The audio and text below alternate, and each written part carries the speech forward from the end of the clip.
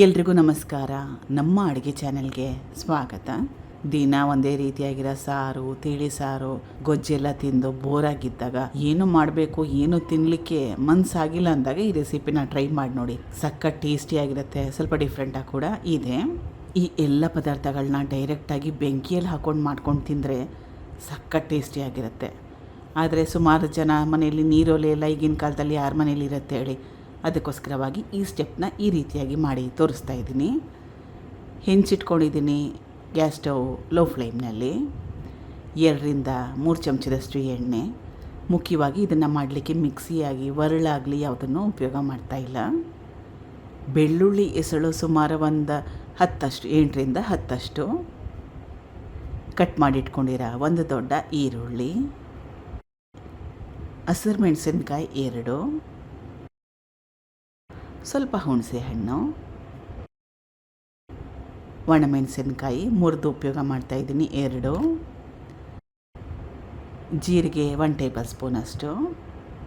ಈಗ ಈ ಎಲ್ಲ ಪದಾರ್ಥಗಳು ಮೆತ್ತಗಾಗಿಬಿಡಬೇಕು, ಕೆಂಪಾಗಬೇಕು. ಸ್ವಲ್ಪ ಮಟ್ಟಕ್ಕಷ್ಟು ಕಪ್ಪಾದರೂ ಕೂಡ ಪರವಾಗಿಲ್ಲ, ಅಲ್ಲಿವರೆಗೂ ಚೆನ್ನಾಗಿ ಬೇಯಿಸ್ಕೋಬೇಕು.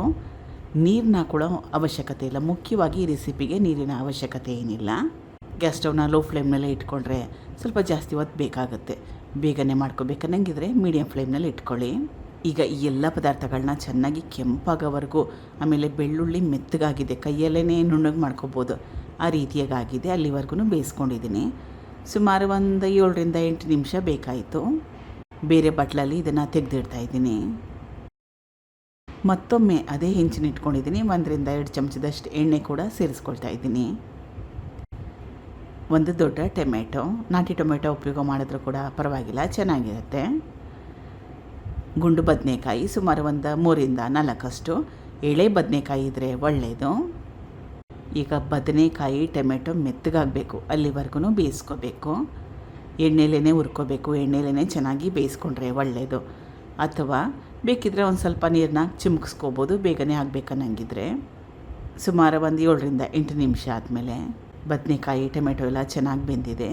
ಬಾಣಲೆ ಅಥವಾ ಹೆಂಚೇನಾದರೂ ದೊಡ್ಡದಾಗಿದ್ದರೆ ಎಲ್ಲ ಪದಾರ್ಥಗಳನ್ನ ಒಟ್ಟಿಗೆ ಹಾಕ್ಕೊಂಡು ಕೂಡ ಮಾಡ್ಕೋಬೋದು. ಆದರೆ ಈರುಳ್ಳಿ ಬೆಳ್ಳುಳ್ಳಿನ ಸಪ್ರೇಟಾಗಿ ಬೇಯಿಸ್ಕೊಂಡು ಸಪ್ರೇಟಾಗಿ ಫ್ರೈ ಮಾಡಿ ತೆಗೆದಿಟ್ಕೊಂಡ್ರೆ ಅದರ ಟೇಸ್ಟು ಸ್ವಲ್ಪ ಡಿಫ್ರೆಂಟ್ ಆಗಿರುತ್ತೆ. ಅದಕ್ಕೋಸ್ಕರ 2 ಸ್ಟೆಪ್ಪಲ್ಲಿ ಈ ರೆಸಿಪಿನ ಮಾಡಿದ್ದೀನಿ. ಬದನೆಕಾಯಿ ಎಳೆದಿದ್ರೆ ಬೇಗನೆ ಕೂಡ ಬೆಂದೋಗುತ್ತೆ. ಗ್ಯಾಸ್ ಸ್ಟವ್ನ ಆಫ್ ಮಾಡ್ಕೋಬೋದು. ಇದನ್ನು ಚೆನ್ನಾಗಿ ಕೈಯಲ್ಲೇ ನುಣ್ಣಗೆ ಮಾಡ್ಕೋಬೇಕು. ಈಗ ತುಂಬ ಜಾಸ್ತಿ ಬಿಸಿ ಇದೆ, ಕೈ ಹಾಕಲಿಕ್ಕೆ ಕಷ್ಟ ಆಗುತ್ತೆ, ತಣ್ಣಗಾಗಲಿ. ಎಣ್ಣೆಯಲ್ಲಿ ಹುರಿದಿಟ್ಕೊಂಡಿರೋ ಬದನೆಕಾಯಿ ಮತ್ತು ಟೊಮೆಟೊನ ಎಲ್ಲ ಪದಾರ್ಥಗಳ ಜೊತೆಗೆ ಸೇರಿಸ್ಕೊಳ್ತಾ ಇದ್ದೀನಿ. ರುಚಿಗೆ ತಕ್ಕಷ್ಟು ಉಪ್ಪು. ಚೆನ್ನಾಗಿ ಮ್ಯಾಶ್ ಮಾಡ್ಕೋಬೇಕು, ನುಣ್ಣಗೆ ಮಾಡ್ಕೋಬೇಕು. ಕೈಯಲ್ಲೇ ಮಾಡಿಕೊಂಡ್ರೆ ಒಳ್ಳೆಯದು. ಅಥವಾ ಪಾವ್ ಬಜ್ಜಿ ಎಲ್ಲ ಮ್ಯಾಶ್ ಮಾಡಲಿಕ್ಕೆ ಉಪಯೋಗ ಮಾಡ್ತೀವಲ್ಲ, ಅದಿದ್ರೆ ಕೂಡ ಅದರಲ್ಲಿ ಕೂಡ ಚೆನ್ನಾಗಿ ಮ್ಯಾಶ್ ಮಾಡ್ಕೋಬೋದು.